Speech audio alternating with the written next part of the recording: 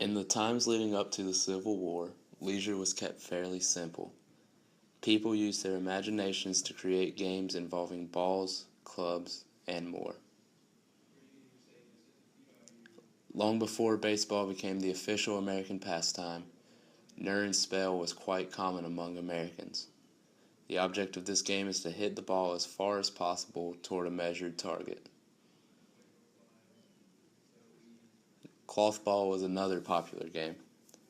A single ball made of cloth was hit, thrown, or kicked for enjoyment. Serious competitions often resulted from this. Yo, what's up, man? What's up? Is that football? No, man, it's football. I bet you $20 I can throw that thing a lot farther than you can. I'll bet you 25. Alright, man. Go ahead. Let's see this. Okay.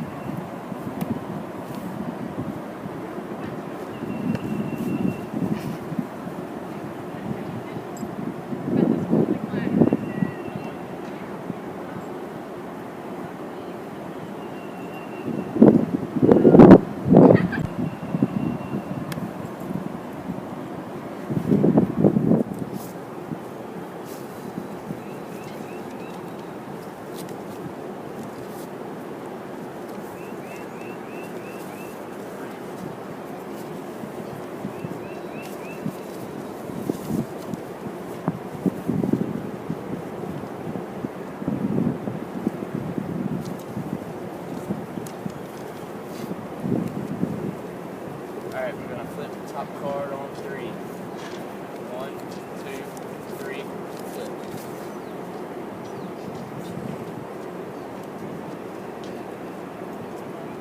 It's a joker!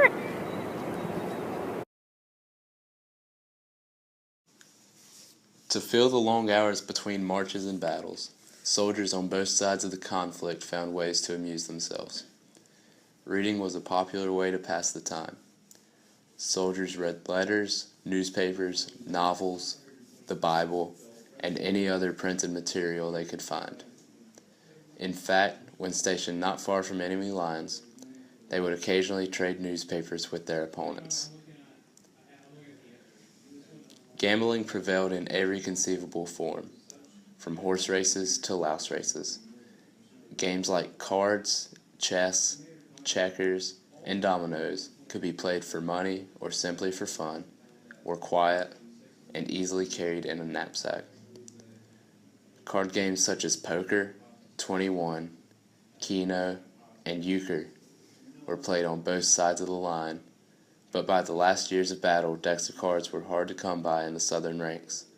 Confederate soldiers obtained more from Union prisoners, fallen soldiers, or by trade with their Federal counterparts. More athletic activities included wrestling, boxing, leapfrog, racing on foot or horseback, cricket, and, in at least one instance, bowling using cannonballs to knock down rough wooden pins. Baseball, played differently than it is today, was another popular sport. Winter, with its attendant cold weather, also brought a new range of activities such as ice skating, sledding, and building snow effigies. One of the more violent winter games was the snowball battle.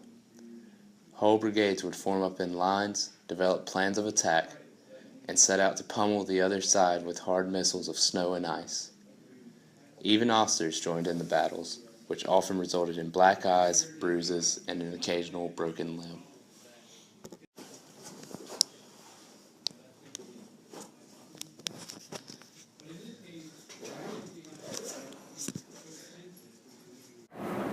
Yeah, man, I love throwing the baseball.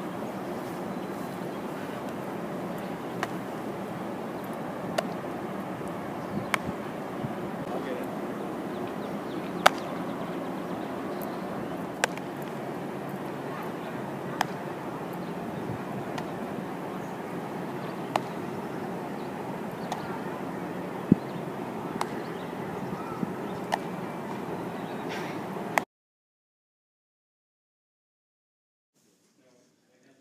Reconstruction refers to the period following the Civil War of rebuilding the United States.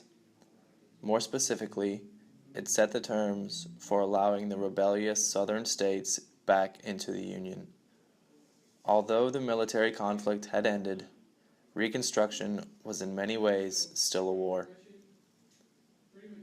This important struggle was waged by radical Northerners who wanted to punish the South and Southerners who desperately wanted to preserve their way of life. Opera and theater continued to attract audiences during occupation and Reconstruction. In addition, traveling theatrical groups followed the rural town circuit and occasionally played in New Orleans and Baton Rouge. However, theaters still maintained segregated seating. Those living in Louisiana kept their love for dance alive, even in the most troubled of times. Like most recreational activities, the best attended dances took place on Sundays. Louisianians hosted masquerade balls during the carnival season and masked and non-costume balls throughout the year. For those of high standing, both black and white, shopping was more of a social than an economic activity. Their love of fine food, also undiminished by economic woes or Reconstruction politics, residents and visitors to Louisiana continued to keep its many fine restaurants in business. The lottery's heyday came in the 1880s. In 1890, the company's estimated gross earnings exceeded $28 million in the state of Louisiana. Old patterns of private entertainments, family amusements, and events such as corn huskings, barn raisings, and country dances would continue to knit together the fabric of rural communities in the South.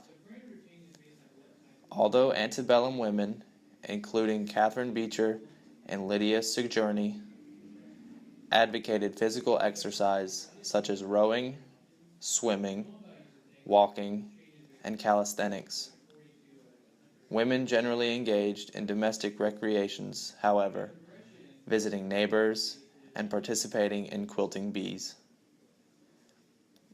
On the contrary, men spent much of their free time hunting and fishing, and often gathered together for rougher amusements. The National Baseball League was established in 1876, and the first intercollegiate football game was played between Princeton University and Rutgers University in the year 1869. Princeton went on to win the game 6-4. The first Kentucky Derby was held on May 17, 1875, and was won by a horse named Aristides, with Oliver Lewis as his jockey.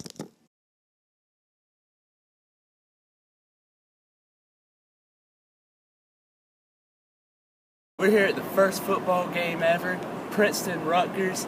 It's 1869. It's a 6-4 offensive shootout. Let's get it going.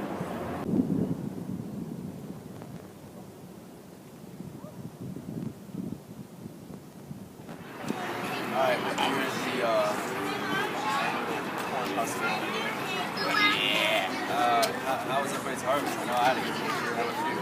Mine was alright. It wasn't as good as it could have been. They called it the disease. They called it the well, it was a tough year, but I know because that was a problem. Don't even go on it. Yeah. I don't think How's the family? They're doing good. The dog got hit by a train. That's awful. It's terrible. Yeah, I know. It was really bad. Mine was good. Well, good for me.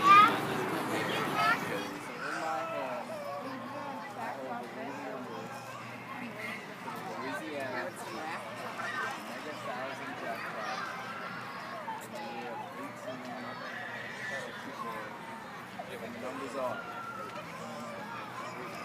0. 7. 7. 4. Last number. 1. The playground movement developed as a result of the process of urbanization gradually decreasing the living conditions of individuals in the latter years of the 19th century. During this period, the population had doubled due mainly to drastic increases in the numbers of individuals migrating to the United States. With that in mind, a number of individuals were forced to live in tenements, or apartment houses that are crowded and located within poor areas.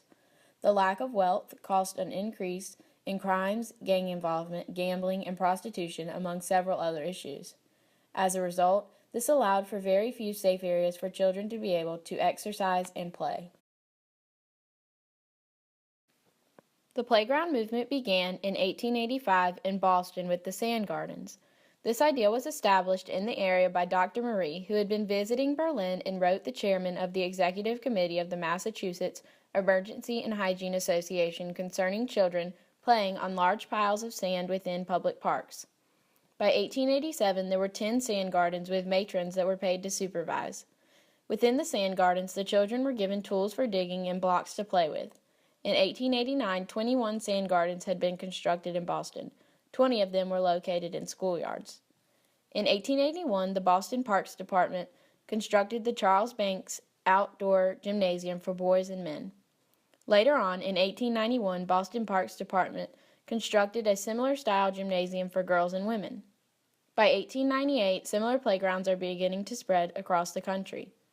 Soon, model playgrounds were being developed that displayed what a playground should have. Among the first of these was the Hull House in Chicago. The supervised playground consisted of sand piles, building blocks, organized sports areas, swings, and a piece of equipment referred to as giant stride. Some areas had indoor and outdoor facilities so that they could provide play year-round. These included ice skating rinks, race tracks, hoops tracks, bicycle tracks. Examples of these types are Boston's Franklin Field and New York's Seward Park. The model playground stage transitioned into the small park stage. These parks included trees, shrubs, lagoons, walks, grass areas, carriage drives, and several other aspects. They were often referred to as breathing places. In the 1900s, the play and playground movement had educational value. Where playgrounds were provided, children were more likely to work harder in class, their physical health increased, and bad behavior decreased. Schools were encouraged to create play areas. In 1905, recreation for all ages was introduced. Social, aesthetic, and civic activities were added, such as dances, musical programs, dramatics, public forums, and elections. In 1906, the Playground Association of America was formed. In 1910, the Playground Association of America became the Playground and Recreation Association of America in order to cover a much more broad focus. Joseph Lee, a man considered the father of the playground movement, was the president of the association for 27 years. He was a lawyer and philanthropist. He is known for organizing a playground for boys under his supervision that were getting into trouble in the streets. In 1898, he helped to create a model playground on Columbus Avenue in Boston.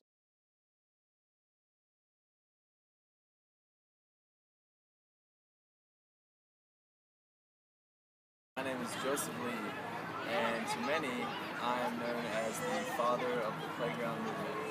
Now, the playground movement was something I believe should happen because I thought children and young adults should have an opportunity to burn off energy in a productive and fun way where there is minimal risk of injury.